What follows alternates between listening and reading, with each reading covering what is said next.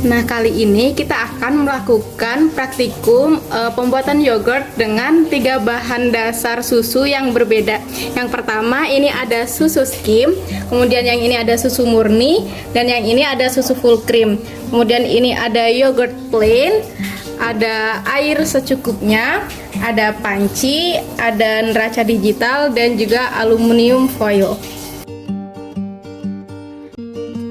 Nah, selanjutnya karena susu full creamnya berbentuk bubuk, kita timbang terlebih dahulu sebanyak 100 gram.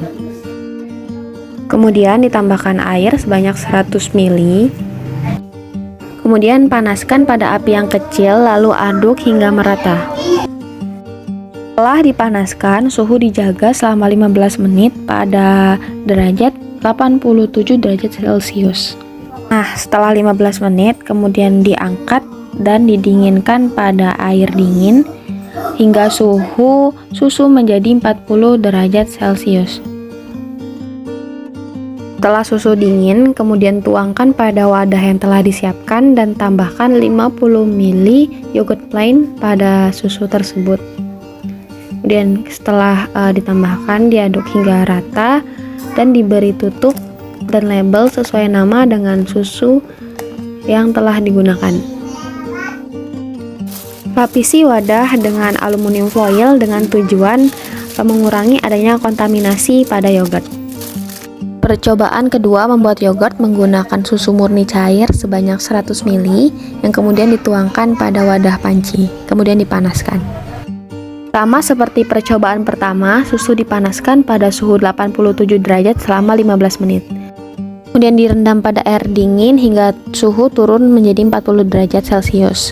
Kemudian setelahnya tuangkan pada wadah yang telah disiapkan, lalu ditambahkan yogurt sebanyak 50 ml ke dalam susu yang telah dituangkan dalam wadah tersebut. Kemudian diaduk dan ditutup menggunakan aluminium foil. Pada percobaan ketiga menggunakan susu skim, langkah-langkahnya sama seperti percobaan kedua menggunakan susu murni. Siapkan inkubator pada suhu 45 derajat Celcius. Nah, langkah terakhir adalah memasukkan ketiga yogurt tersebut ke dalam inkubator selama 5 jam.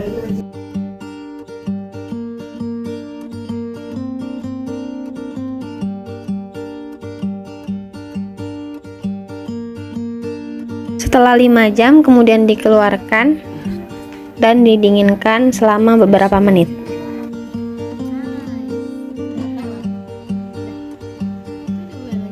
Nah, setelah dingin kemudian dibuka dan ini adalah hasil yang terlihat dari susu full cream, warna, tekstur, dan juga kekentalan.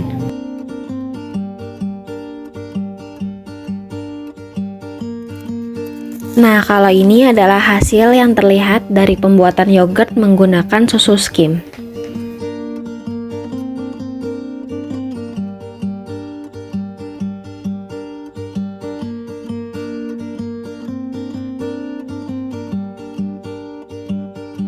Dan yang terakhir, inilah tampak hasil pada hasil pembuatan yogurt menggunakan susu murni.